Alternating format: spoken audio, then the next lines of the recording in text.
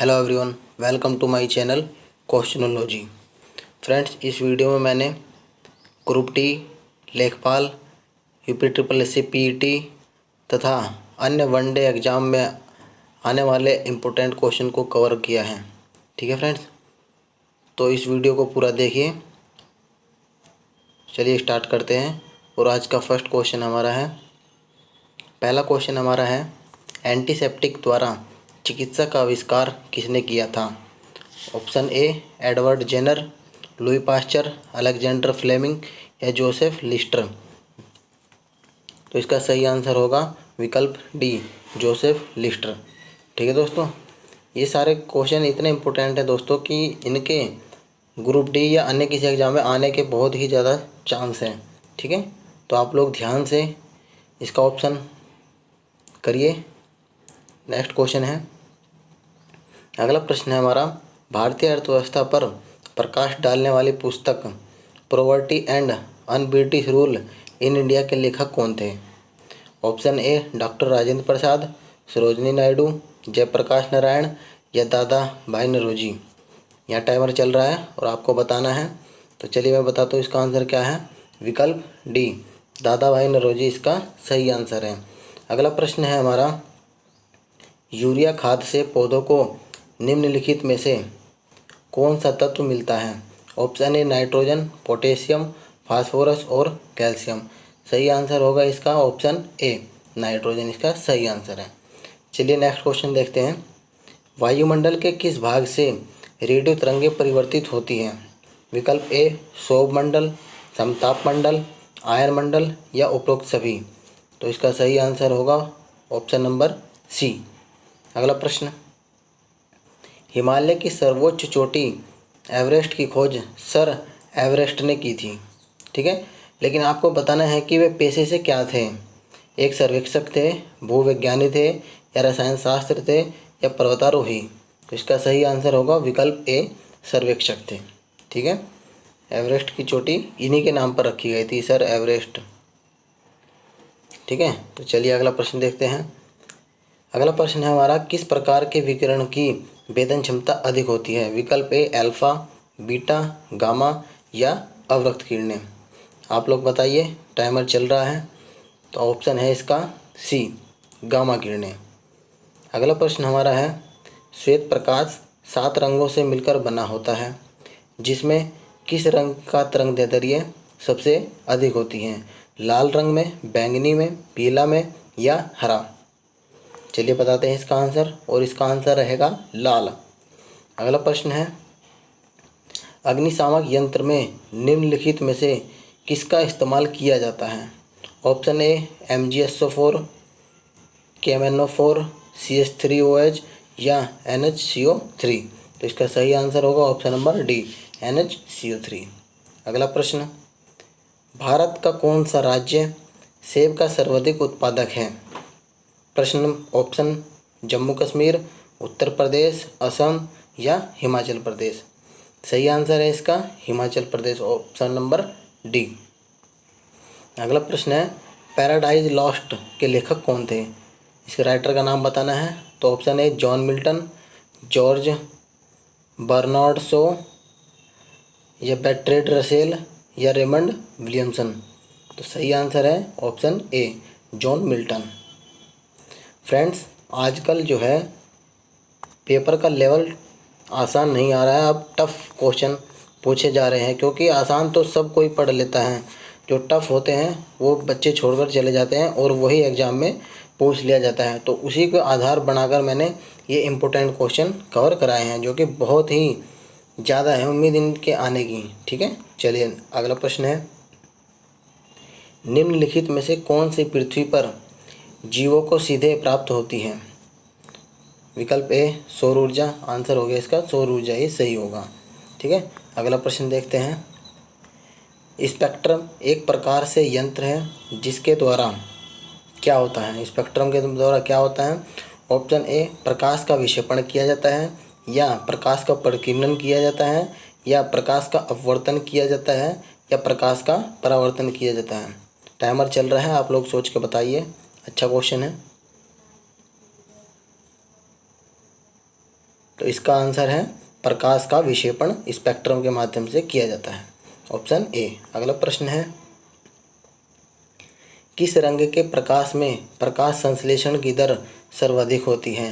पीले रंग में, हरा, पीला, सॉरी ये ऑप्शन दो बार हो चुका है, पीला पीला, इसकी जगह आप कर लीजिए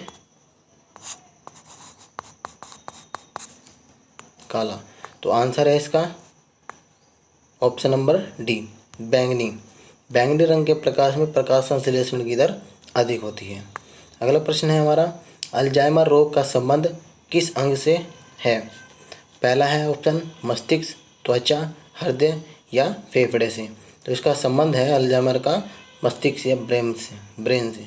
अगला प्रश्न है हमारा, ध्वनि की गति पर दाब का क्या प्रभाव होता है?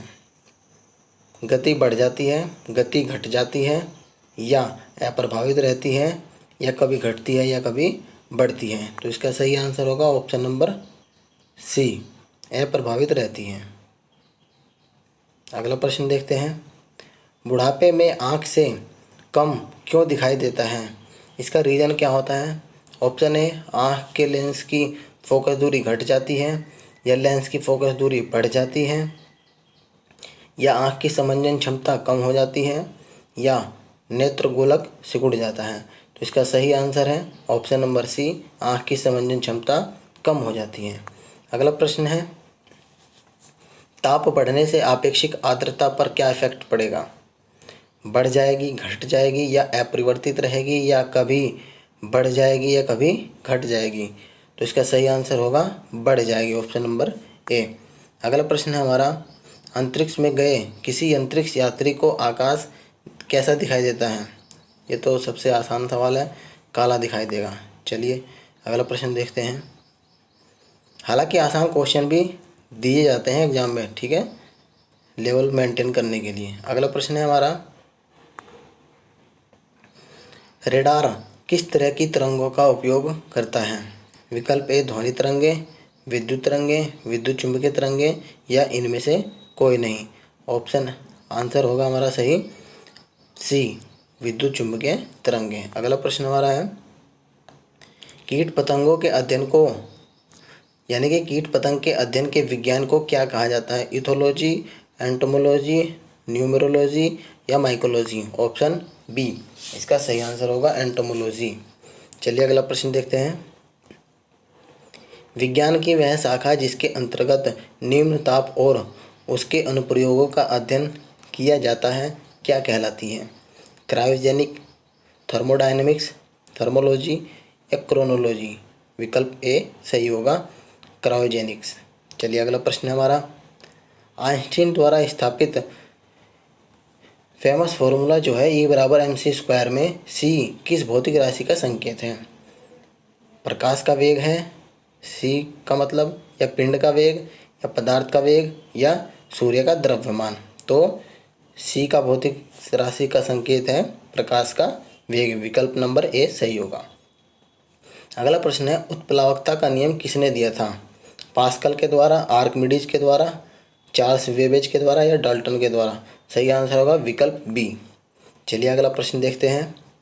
अगला प्रश्न हमारा है, दूरबीन का आविष्कार किसने किया था और किसने देखा? अलग अलग क्वेश्चन है दोस्तों ये, कि आविष्कार किसने किया और किसने देखा सबसे पहले। ऑप्शन है, कोपरनिकस, न्यूटन ने, गैलीलियो कोपरनिकस, गैलीलियो अरस्तु या न्यूटन और मोज़ले ने? तो इसका सही आंसर है विकल्प नंबर बी, गैलीलियो के द्वारा तो आविष्कार किया गया और कोपरनिकस के द्वारा देखा गया। अगला प्रश्न हमारा है, जेट इंजन का आविष्कार किसने किया था? विकल्प A, Karl Benz, James Watt, Frank Whittle या मार्कोनी? तो ऑप्शन सी, फ्रैंक किटल ने जेट इंजन का आविष्कार किया था। अगला प्रश्न है, शहद के निर्माण में निम्नलिखित परिवर्तन होता है, कौन सी रिएक्शन होती है? सुक्रोज का ड्रक्टोस में बदलना, शक्कर का लवण में या लेवुलोज का अल्कोहल में या इनमें से कोई नहीं? ऑप्शन ए, सुक्रोज का ड्रक्टोस में परिवर्तन होता है। अगला प्रश्न हमारा है, अपमार्जन रासायनिक रूप से क्या होता है? कैल्शियम क्लोराइड होता है या barium sulphate, sodium lauryl sulphate या बेंजोइक एसिड? तो इसका सही आंसर होगा sodium lauryl sulphate, option number C. अगला प्रश्न हमारा है, निम्नलिखित में से कौन सा तत्व आणविक ऊर्जा का मुख्य स्रोत है? विकल्प ए बेरियम, यूरेनियम, पोलेनियम या जर्कोनियम। तो आंसर होगा ऑप्शन नंबर बी, यूरेनियम। अगला प्रश्न है हमारा, भारत की जनसंख्या विश्व जनसंख्या का कितना प्रतिशत है? परसेंटेज में बताना है हमें। ऑप्शन है 16.7%, या 20%, 11% या 19%। तो विकल्प होगा हमारा ये 16.7% इसका सही आंसर है। अगला क्वेश्चन हमारा है, संयुक्त राष्ट्र संघ का मुख्य अंग कौन सा है? ऑप्शन ए सुरक्षा परिषद, महासभा, आर्थिक एवं सामाजिक परिषद या अंतर्राष्ट्रीय न्यायालय। तो आप आंसर है सुरक्षा परिषद, ऑप्शन ए। अगला प्रश्न हमारा है, हवाई द्वीप की खोज किसने की? मैगलन, जेम्स कुक, कोलंबस या अमंडसन। ठीक है, तो option number B, James Cook द्वारा हवाई द्वीप की खोज की गई थी। अगला प्रश्न हमारा है, निम्नलिखित में से कौन सा व्यक्ति सिकंदर महान का गुरु था? गुरु के बारे में बताना है इनके, अरस्तु, प्लेटो, मैकियावेली या सेल्यूकस। तो अरस्तु इसका सही आंसर होगा, ऑप्शन नंबर ए। अगला प्रश्न हमारा है, यूएनओ के महासचिव का चुनाव कैसे होता है? तो ये कैसे होता है? विकल्प ऑप्शन हमारा है सुरक्षा परिषद की सिफारिश की महासभा द्वारा, या संयुक्त राष्ट्र अमेरिका की सिफारिश द्वारा, या अंतर्राष्ट्रीय न्यायालय द्वारा, या इंटरपोल के माध्यम से। तो विकल्प ए सही होगा, सुरक्षा परिषद की सिफारिश की महासभा के द्वारा। इम्पोर्टेंट क्वेश्चन रहेगा। अगला प्रश्न हमारा है, साबुन का बुलबुला किसके कारण रंगीन दिखाई देता है?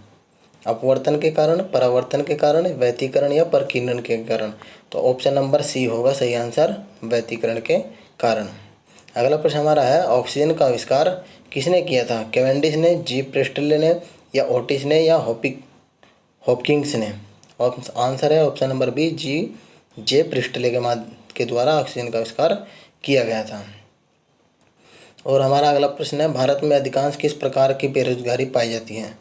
बेरोजगारी की पूछा है कि किस प्रकार की पाई जाती है। तो मौसमी, अदृश्य, संरचनात्मक या प्रच्छन्न। तो ऑप्शन नंबर सी होगा संरचनात्मक। चलिए अगला क्वेश्चन देखते हैं। ये कुछ अलग तरह का क्वेश्चन था, लेकिन ऐसे क्वेश्चन प्रीवियस ईयर में पूछे गए हैं तो मैंने ऐड कर दिया। हमारा अगला क्वेश्चन है, निम्नलिखित में से कौन सा परजीवी नहीं है? मक्खी, मच्छर, मनुष्य के आंत में पाए जाने वाले जीवाणु या अमीबा। बताइए, टाइमर चल रहा है। तो इसका सही आंसर होगा ऑप्शन नंबर ए, मक्खी परजीवी नहीं है। अगला प्रश्न हमारा है, चोल काल की सबसे प्रमुख विशेषता क्या है? यानी कि चोल पीरियड की सबसे मेन विशेषता क्या थी? स्थानीय स्वशासन, या उत्कृष्ट सैन्य व्यवस्था थी, या विकसित वास्तुकला था, या राज्य पोषित शिक्षा थी। बताइए आंसर। तो इसका आंसर होगा ऑप्शन नंबर ए, स्थानीय स्वशासन। ठीक है। अगला प्रश्न है, संयुक्त राष्ट्र दिवस किस तिथि को मनाया जाता है? विकल्प ए 24 सितंबर, 24 अक्टूबर, 11 जुलाई और 5 जून। तो ऑप्शन नंबर 20 का सही आंसर होगा 24 अक्टूबर। ठीक है फ्रेंड्स, और यहाँ पे हमारे क्वेश्चन ख़त्म होते हैं। दोस्तों, वीडियो कैसी लगी? वीडियो अच्छी लगी हो तो लाइक करना और अपने दोस्तों को शेयर करना। ठीक है, चलिए मिलते हैं, तब तक के लिए धन्यवाद।